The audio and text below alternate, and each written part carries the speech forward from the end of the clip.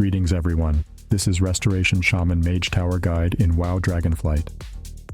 Let's start with my talent tree. You can also find it in description.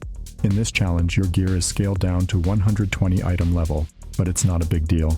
Here's the list of consumables you can use to make this fight more comfortable. The Mage Tower challenge encounter for Restoration Shamans is End of the Risen Threat.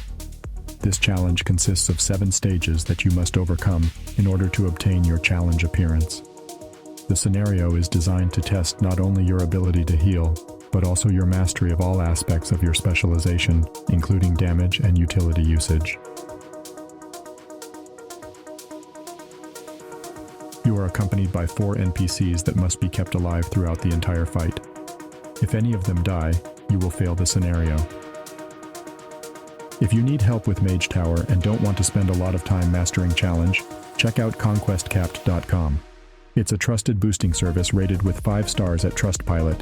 They can complete any Mage Tower, any class, and any specialization without ban and account sharing within 15 minutes. Check out link in description. Now let's get straight into fight itself. The first stage, called the Landing, and requires you to complete 5 waves of undead enemies with no break in between. There's 3 types of enemies that will confront you. Corrupted Risen Arbalist uses Mana Sting, ability that targets you and indicated by a large blue arrow. Can be interrupted by crowd control or intercepted by ally NPCs. Deals heavy damage and drains mana over time. Always try to cover behind your warrior Gerard. Corrupted Risen Mage will cast Arcane Blitz that stacks an increasing damage buff with each successful hit. Always Wind Shear at 2 stacks, can Capacitor Totem or Purge it to remove the buff if you miss too many interrupts. Should never go above 2 stacks if interrupted properly.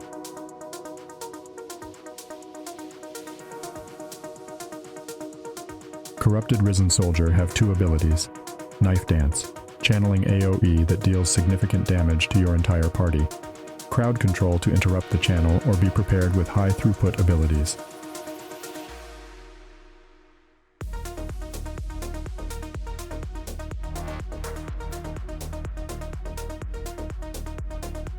Fixate, empowers but slows the soldier, causing them to fixate on you, dealing high damage.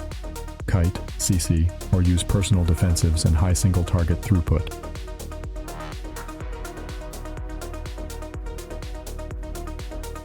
Any extra damage that you provide will lower the healing requirement. Stage 1 is the most challenging one for many players.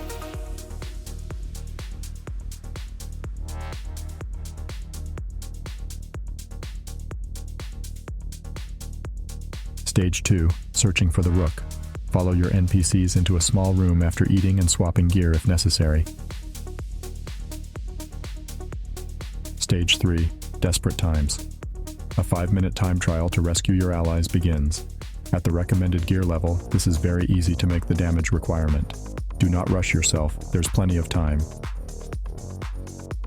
Your allies are captured, and you are surrounded by enemy flickering eyes. They will do pulsing damage, which is negligible. Heal yourself and take care of these one by one. Upon death, they will detonate for roughly 50% of your maximum health. Top your health up after each detonation. Take your time, avoid multi-dotting, do not rush this. The timer for this stage is incredibly generous.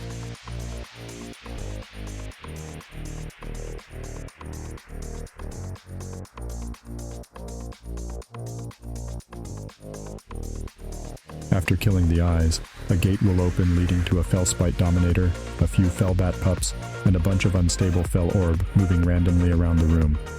Either do not go through the gate, or kill an orb and move into a safe corner. Pull the mobs and spam Chain Lightning on the Felguard until the bats are dead. Afterwards, finish of the Felguard. Beyond the gate are 5 NPCs, 4 friendly damaged soul, and 1 enemy corrupted risen arbalist. 1 damaged soul is feared, and if it runs over you, then you will also be feared for a short duration. Target the feared NPC and immediately purify spirit it. Position yourself in between the 3 remaining NPCs, pop Ascendants, and heal them to full one by one. Engage the corrupted risen arbalist only after you've done this and kill it. Hide behind a healed damaged soul to avoid Mana Sting.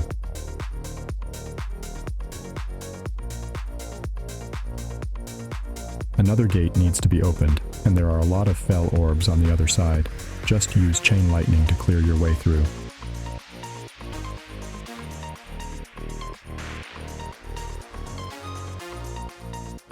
The final gate holds your friends, a dread corruptor, and multiple flickering eyes exactly like from the start of this stage.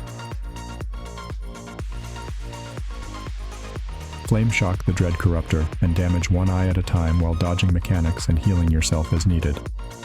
After all the eyes are dead, finish off the dread corruptor.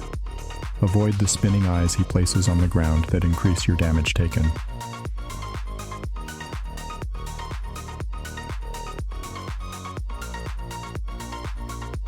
Stage 4. What lies ahead? This is a preparation stage. Take as much time as you need. Change talents. Refresh food or flask buff if needed. Open the gate to start the next fight.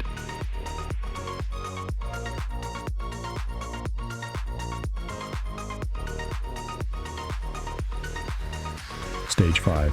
Erdris and the Risen. For this stage, you have a limited amount of time to heal multiple waves of 3 ghostly NPCs that slowly move towards the boss. Every NPC that you fail to heal will become an enemy in Stage 6. The 3 types of enemies are the same as the ones you encountered in Stage 1, so if you absolutely can't heal one of them, then you potentially could choose what types of adds you will face later.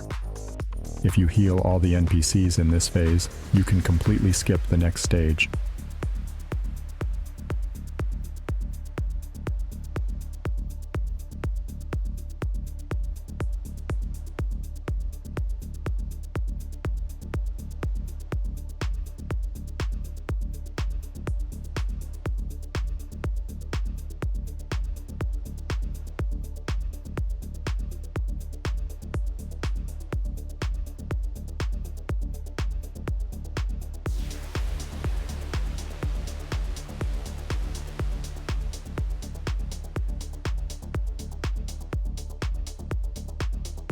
Stage 7.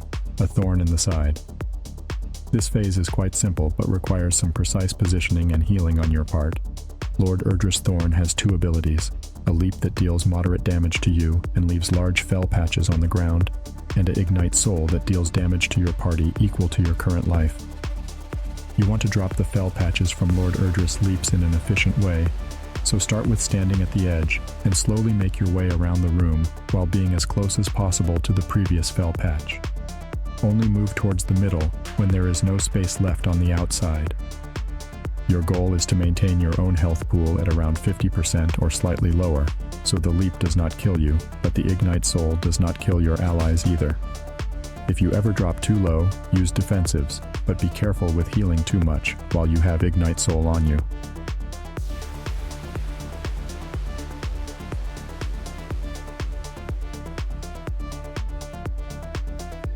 If you die towards the end of the encounter, do not release. The NPCs will continue to damage the boss until either they die or he's defeated. You might still win.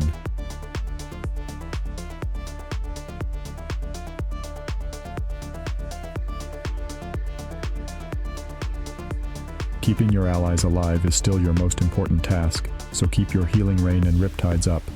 Try to maintain flame shock, and you should be good. Extra damage can help, but you'll be able to finish this stage just fine without it, as long as everyone is alive for long enough. And if you're having trouble surviving this challenge, conquestcapped.com can help you with that. Link as always in description. Goodbye.